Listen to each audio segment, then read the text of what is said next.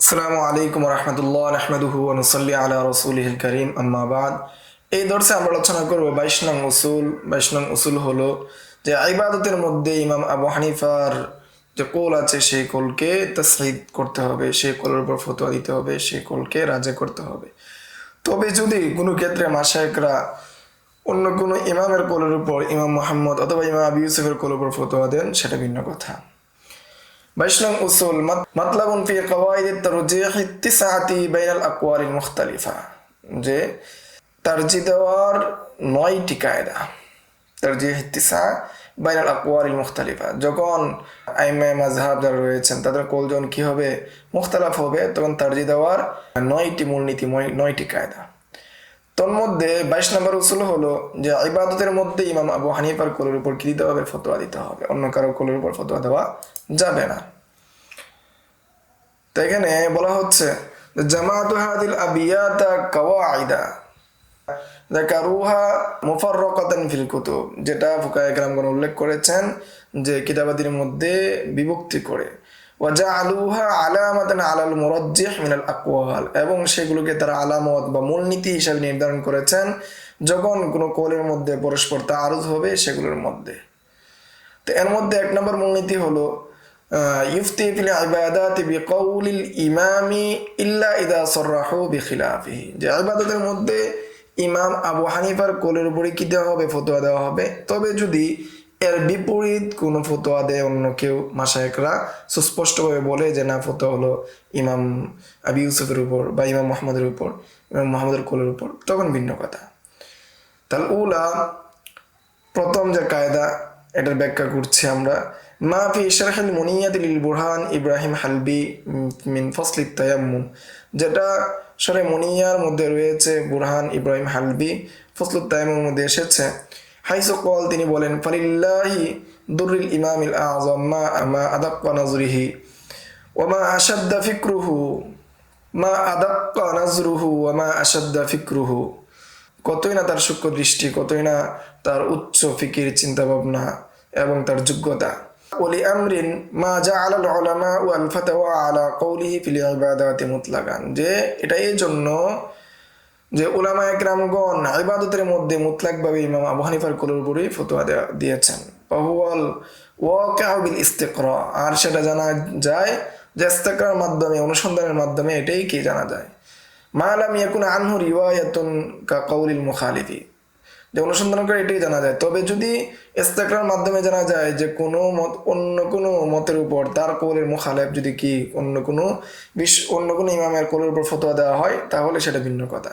কামা ফি তাহারাতিল মাইল মুস্তামালি ওয়া তায়াম্মুমি ফাকাত, যেমন মায়ে মুস্তামালের ক্ষেত্রে কি ফতোয়া দেওয়া হয়েছে ইমাম মুহাম্মদের কৌলের উপর, যে ইমাম মুহাম্মদ বলেছেন তাহিরুন গায়রু মুতাহিরিন, মায়ে মুস্তামাল তাহির গায়রু মুতাহির, এটার ক্ষেত্রে ইমাম মুহাম্মদের কৌলের উপর ফতোয়া দেওয়া হয়েছে। ইমাম আবু হানিফা বলেছেন নাজিসুন, যে মায়া মুস্তামাল নাজিস, এটার উপর ফতোয়া দেওয়া হয় নাই। সাহাবা অর্থাৎ শাইখের অভিমত ছিল নাজিস, এটার উপর ফতোয়া দেওয়া হয় নাই, কিন্তু ফতোয়া দেওয়া হয়েছে ইমাম মুহাম্মদের কৌলের উপর। ওয়া তায়াম্মুমি ফাকাত, এবং তায়াম্মুমের ক্ষেত্রে ফতোয়া দেওয়া হয়েছে আবু ইউসুফের উপর, আবু ইউসুফের উপর ইনদা আদামি গায়রি নাবিযিত তামার, যখন নবীদের তামার ছাড়া, নবীদের তামারের পানি ছাড়া অন্য কোনো পানি না থাকে। তো মাসলা হলো, যদি কোনো ব্যক্তির নিকট শুধু নবীজা তামারের পানি আছে, এমন তো অবস্থায় সে কি নবীজা তামারের পানি দ্বারা উজু করবে? নবীজা তামার বলা হয় যে খেজুর ভিজানো পানি, যে রাত্রে ঘুমানোর সময় খেজুর ভিজিয়ে রাখলো, সকালে উঠে যে পানিটার মধ্যে মিষ্টতা আসলো, খেজুরের পানির যে মিষ্টতা, খেজুরের যে মিষ্টতা, সেই মিষ্টতা পানির মধ্যে চলে আসলো। এমত অবস্থায় এই যে মা বা এই যে পানি, এটা কি মায়ে মুতলাক না। এখন এই পানি দ্বারা উজু করা যাবে কি যাবে না, এই বিষয়ে আইমা সালাসার মধ্যে ইখতিলাফ আছে। এখানে ইমাম আবু ইউসুফের মত হলো এখানে উজু করা যাবে না, বরং সে তায়াম্মুম করবে। ইমাম আবু হানিফার মত হলো সে কি করবে, এখানে নবীদের তামারের পানি দ্বারা উজু করবে, সে কি করবে না, তায়াম্মুম করবে না। আর ইমাম মুহাম্মদ রহমতুল্লাহর মত হলো সে তায়াম্মুমও করবে, উজুও করবে। ইমাম মুহাম্মদের মত হলো দুদিকেই রয়েছে, তায়াম্মুম করবে, উজুও করবে, দুটোটাই করবে। ইমাম আবু হানিফার মত হলো শুধু সে কি করবে, উজু করবে, শুধু সে উজু করবে, তায়াম্মুম করবে না। আর ইমাম আবু ইউসুফের অভিমত হলো শুধু সে কি করবে, তায়াম্মুম করবে, উজু করবে না, নবীদের তামার দ্বারা উজু করবে না, যেহেতু মায়ে মুতলাক নেই। এখানে ইমাম আবি ইউসুফের কোলের উপর ফতোয়া দেওয়া হয়েছে। যেহেতু মার দ্বারা কি করা হয়, পবিত্রতা অর্জন করা হয়, এর মাধ্যমে ইবাদত করা হয়। তো ইবাদতের ক্ষেত্রে মুতলাকভাবে ইমাম আবু হানিফার কোলের উপর ফতোয়া হয়, কিন্তু এই দুই মাসালার মধ্যে এক মাসালায় ইমাম মুহাম্মদের কোলের উপর ফতোয়া দেওয়া হয়েছে, অন্য মাসালায় ইমাম আবি ইউসুফের কোলের উপর ফতোয়া দেওয়া হয়েছে। 23 নম্বর উসুল আল ফাতওয়া আলা কওলি আবি ইউসুফ ফিল কাযা ওয়া মা ইয়াতাআল্লাকু বিহা। 23 নম্বর উসুল হলো যে ফতোয়া হবে যদি যে সমস্ত বিষয় কাজার সাথে সংশ্লিষ্ট, বিচারের সাথে সংশ্লিষ্ট, এই সমস্ত বিষয়ে ইমাম আবু ইউসুফের কোলের উপর ফতোয়া হবে। বিচারের সাথে আরও যে বিষয়গুলো আছে এটা হলো 23 নম্বর উসুল। আসানিয়া 2 নম্বর মূলনীতি আকওয়ালে মুখতালিফার মধ্যে তারজি দেওয়ার ক্ষেত্রে 2 নম্বর মূলনীতি হলো 2 নম্বর মূলনীতির ব্যাখ্যা বা ইবারত মাহফিল বাহরি কুবাইলি ফাসলিল হাবসি, যে বাহরুর রায়কের ফসলুল হাবসের পূর্বে আলোচনা এসেছে। ক্বালা ফিল কুনিয়াতি মিন বাবিল মুফতি, কুনিয়ার মধ্যে বাবিল মুফতির মধ্যে এসেছে আল ফাতওয়া আলা কওলি আবি ইউসুফ ফিমা ইয়াতাআল্লাকু বিল কাযা লিজিয়াদাতি তাজরাবাতিহি, যে ইমাম আবু ইউসুফের কোলের উপর ফতোয়া হবে কাজা সংক্রান্ত যে বিষয়গুলো আছে, যেগুলো বিচার সংক্রান্ত বিষয়গুলো আছে, লিজিয়াদাতি তাজরাবাতিহি, যেহেতু এটার মধ্যে তার তাজরাবা বেশি, যা তার অভিজ্ঞতা বেশি। ওয়াকাদা ফিল বাজ্জাজিয়া মিনাল কাযা ইনতাহা, অনুরূপভাবে যে ফতোয়া বাজ্জাজিয়ার মধ্যে এসেছে যে কজার ক্ষেত্রেও কি অনুরূপটা হবে। আই লিহুসুলি জিয়াদাতিল ইলমি লাহু বিতাজরাবাতিহি, অর্থাৎ যেহেতু ইমাম আবু ইউসুফের এখানে জ্ঞান বেশি, তার জানাশোনা বেশি, তার তাজরাবার কারণে, তার অভিজ্ঞতার কারণে, সেই জন্য ইমাম আবু ইউসুফের কোলের উপর ফতোয়া হবে। ওয়ালিহাযা রাজা আবু হানিফা আনিল কওলি বিআন্না সাদাকাতা আফদালু মিন হাজ্জিত তাতাওউই লাম্মা হাজ্জা ওয়া আরাফা মাশাক্কাতাহু, কেননা তাজরাবার যে একটা গুণ রয়েছে সেই গুণটা ইমাম আবু হানিফা স্বীকার করেছেন। কিভাবে? যে ইমাম আবু হানিফার পূর্বে একটা কৌল ছিল যে নফল হজ থেকে, নফল উমরা থেকে সদকা করা কি উত্তম, সদকা দেওয়া মানুষকে দান করা উত্তম, যে তিনি এই মতের কায়েল ছিলেন। কিন্তু যখন তিনি নিজেই হজ করলেন তখন এবং জানলেন যে হজ করা অনেক কষ্ট, এর মাধ্যমে আল্লাহ তাআলার সান্নিধ্য বেশি পাওয়া যায়, এই বিষয়গুলো যখন তিনি বাস্তবে বুঝলেন তখন তিনি ফতোয়া দিলেন না, নফল হজই কি হবে, উত্তম হবে, যে নফল হজ করতে পারে সে দানও করতে পারে। আচ্ছা যাক, তাজরাবার কারণে ইমাম আবু ইউসুফের কোলের উপর কি দেওয়া হবে, ফতোয়া দেওয়া হবে। وزاد في شرح البيري على الأشباه أن الفتوى على قول أبي يوسف أيضا في الشهادة। শরীর বিরির মধ্যে এসেছে, আল্লামা বিরির সরা আসবার উপর যে সরা, এটার মধ্যে এসেছে যে সাক্ষ্য দানের ক্ষেত্রে ইমাম আবু ইউসুফের কোলের উপর ফতোয়া হবে। কুলতু লাকিন হিয়া মিন তাওয়াবিল কাযা, আল্লামা সাহেব বলেন যে আমি এখানে বলি ঠিক আছে, এটা তো অবশ্যই, কারণ এই শাহাদাত এটা তো সাক্ষীরই, এই কাজারই কি অন্তর্ভুক্ত, কাজার কি অনুগামী, তা কাজা বললেই তো শাহাদাত চলে আসছে। অফিল বাহরি মিন কিতাবিদ দাওয়া, বাহরুর রায়কের কিতাবুদ দাওয়ার মধ্যে এসেছে লাউ সাকাতাল মুদ্দাঈ আলাইহি ওয়ালাম ইউজিব, যদি মুদ্দা আলাই যদি কি চুপ থাকে এবং সে যদি তাকে যদি কোনো জিনিস জিজ্ঞাসা করা হয় মত অবস্থায় সে যদি উত্তর না দেয়, ইয়ানজিলু মুনকিরুন ইনদাহুমা, তখন তাকে মুনকির হিসাবে, অস্বীকারী হিসাবে ধরে নেওয়া হবে। এটা হলো তরফাইনের অভিমত, ইমাম আবু হানিফা এবং ইমাম মুহাম্মদের অভিমত। আম্মা ইনদা আবি ইউসুফা ফায়ুহবাসু ইলা আন ইউজিবা, আর ইমাম আবু ইউসুফের অভিমত হলো যে তাকে বন্দী করা হবে যাতে করে সে স্বীকারোক্তি দেয়। কামা ক্বালাল ইমাম সারখসি, যেমনটা ইমাম সারখসি বলেন, ওয়াল ফাতওয়া আলা কওলি আবি ফিমা ইয়াতাআল্লাকু বিল কাযা কামা ফিল কিনিয়া আবি ইউসুফ, যে ফতোয়া হবে ইমাম আবু ইউসুফের কোলের উপর যেটা কজার সাথে সম্পর্ক রাখে, বিচার কার্যের সাথে সম্পর্ক রাখে, কামা ফিল কিনিয়া ওয়াল বাজ্জাজিয়া, যেমনটা কিনিয়া এবং বাজ্জাজিয়ার মধ্যে এসেছে। ফাজা আফতাইতু বিআন্নাহু ইউহবাসু ইলা আন ইউজিবা, ফলে আমি ফতোয়া দিয়েছি যে তাকে কি করা হবে, বন্দী রাখা হবে, যতক্ষণ না পর্যন্ত সে জবাব দেয় ততক্ষণ পর্যন্ত তাকে বন্দী রাখা হবে। 24 নম্বর উসুল, আমরা চলে আসছি 24 নম্বর উসুলে। 3 নম্বর মূলনীতি ফিল আকওয়ালিল মুখতালিফার মধ্যে, যে যখন বিভিন্ন আকওয়াল পাওয়া যায় তখন কিভাবে কোন মতকে তারজি দেওয়া হবে, এর 3 নম্বর মূলনীতি।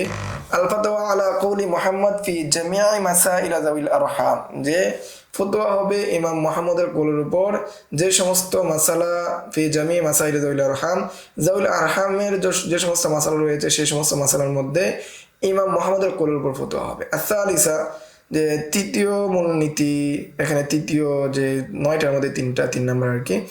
আর ধারাবাহিকভাবে হলো 24 নম্বর উসুল, সেটা হলো জাউল আরহামের মাসালার মধ্যে ইমাম মুহাম্মদের কওলের উপর ফতোয়া হওয়ার মূলনীতি। সেটা হলো যখন জাউল আরহামের বিষয় আসে তখন ইমাম মুহাম্মদের কওল এবং এর সাথে ইমাম আবু হানিফা রয়েছেন, সেটা হলো তিনি উসুলের এতেবার করেন। আর অন্যদিকে ইমাম আবু ইউসুফ শুধু কি করেন, জীবিত যে আদত রয়েছে সেটার কি করেন, এতেবার করেন। যেহেতু আবদানের এতেবার করেন ইমাম আবু ইউসুফ, তার কোলের উপর ফতোয়া হবে না, ফতোয়া হবে ইমাম মুহাম্মদের কোলের উপর। যে মাফি মাতানিল মুলতাকা ওয়া গায়রিহি, মুলতাকাল আবহুর এবং অন্যান্য কিতাবের মতন এসেছে ফি মাসআলাতিল কসামাতি আলা যাউল আরহাম, যে যাউল আরহামের মাসালা বা যাউল আরহামের সম্পত্তি, পরিত্যক্ত সম্পত্তি কিভাবে বন্টন করা হবে। অবি কওলি মুহাম্মদ ইউফতা, ইমাম মুহাম্মদের কোলের উপরই কি হবে, ফতোয়া হবে। ক্বালা ফি সাকবিল আনহুরি আই ফি জামিআত তাওরিসি যাউল আরহাম, যে সাকবিল আনহুরের মধ্যে এসেছে যে জাউল আরহামের মিরাস হওয়ার বিষয়ে সব ক্ষেত্রে ইমাম মুহাম্মদের কোলের উপর ফতোয়া দেওয়া হবে। ওহু আশহারুর রিওয়ায়াতাইন আনিল ইমাম আবি হানিফা, এবং ইমাম আবু হানিফার দুই রাওয়ায়াতের প্রসিদ্ধ রাওয়ায়াত কি এটি, ও বিহি ইউফতা, এটার ক্ষেত্রে কি ফতোয়া দেওয়া হবে। ওয়াকাদা ক্বালাহু শেখ সিরাজউদ্দিন ফি শারহি ফারাইজিহি, অনুরূপভাবে শেখ সিরাজউদ্দিন যে ফারাইজের শরহের মধ্যে কি তিনি বলেন। ওয়াকালা ফিল কাফি, এবং কাফির মধ্যে তিনি বলেন কওলু মুহাম্মদ আশহারুর রিওয়ায়াতাইন আন আবি হানিফাতা ফি জামিই যাউল আরহাম, ইমাম মুহাম্মদের কওল যেটা ইমাম আবু হানিফার প্রসিদ্ধ দুই রিওয়ায়াতের এক রিওয়ায়াত, যাউল আরহাম যারা রয়েছে তাদের সবার কি মিরাস পাবে। ও আলাইহিল ফাতওয়া, এবং এটার উপরই কি হবে, ফতোয়া হবে। 25 নং উসুল, ধারাবাহিক যেই কায়দাগুলো রয়েছে তার মধ্যে 4 নম্বর, 9টার মধ্যে 4 নম্বর, আর ধারাবাহিকভাবে 25 নম্বর উসুল। ইউরাজ্জাহুল ইস্তিহসানু আলাল কিয়াস ইল্লা ফি মাসাইলা, যে কিয়াসের উপর ইস্তিহসানকে কি দেওয়া হবে, তারজি দেওয়া হবে। নির্দিষ্ট কিছু মাসলা ব্যতীত সব জায়গায় কিয়াসকে কি দেওয়া হবে, প্রাধান্য দেওয়া হবে, সব জায়গায় কিয়াসকে তারজি দেওয়া হবে।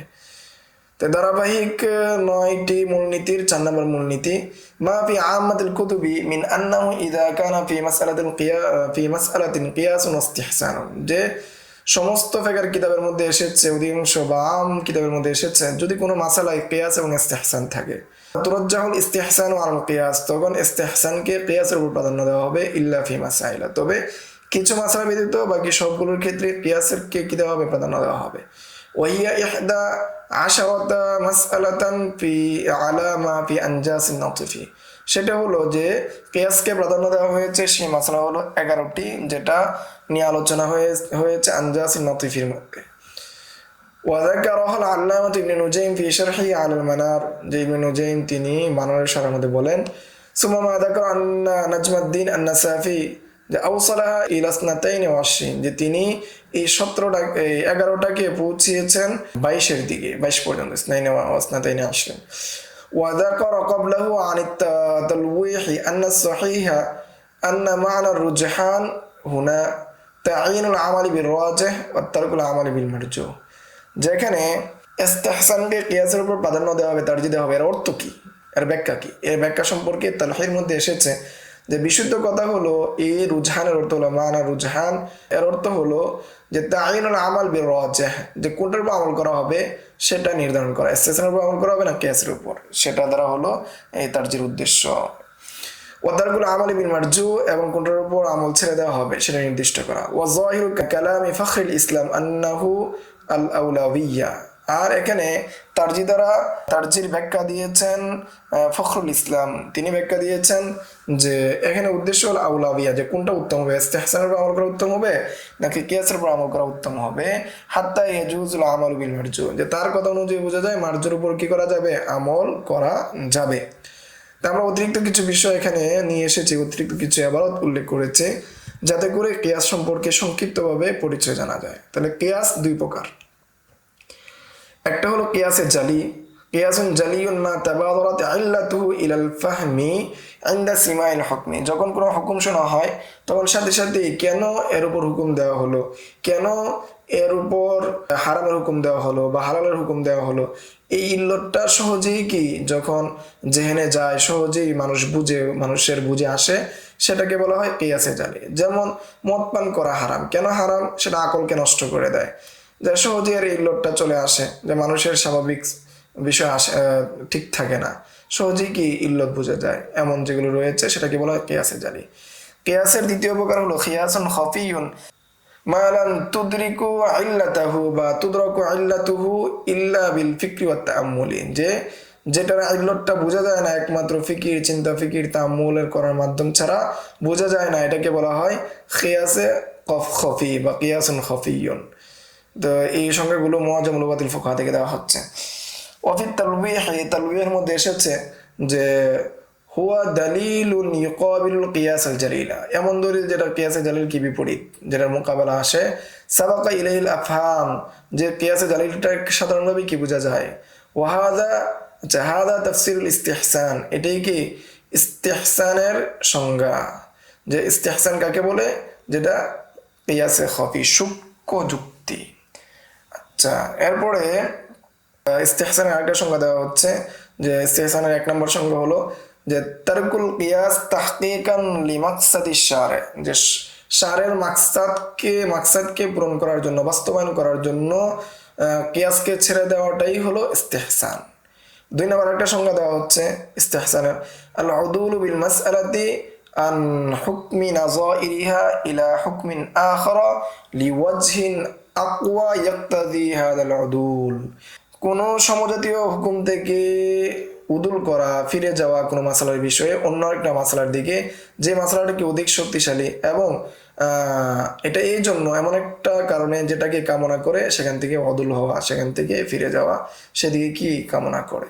আচ্ছা, তো এখন আমরা ইস্তেহসানের প্রকার জানবো। ইস্তেহসান সাধারণত এখানে 3টা প্রকার উল্লেখ করা হয়েছে। ইস্তেহসানের দীর্ঘ আলোচনা আছে, আপনারা চাইলে অন্যান্য কিতাবগুলোর মধ্যে মোতালা করতে পারেন।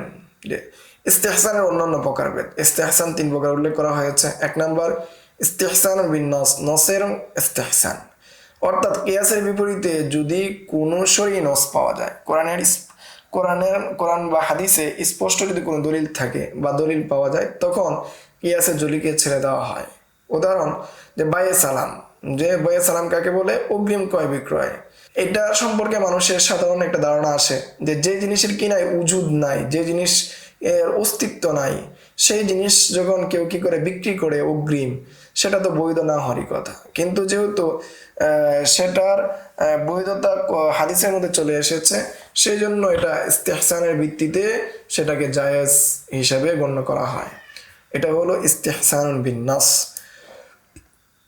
ইস্তেহসান বিল ইজমা, ইস্তেহসান বিল ইজমা বলা হয় কোনো কিয়াস রয়েছে কিন্তু এই কিয়াসের বিপরীতে উম্মার এজমা সংগঠিত হয়ে গিয়েছে। যদি উম্মার এজমা সংগঠিত হয়ে যায় তখন সেটাকে বলা হয় ইস্তেহসানুল ইজমা।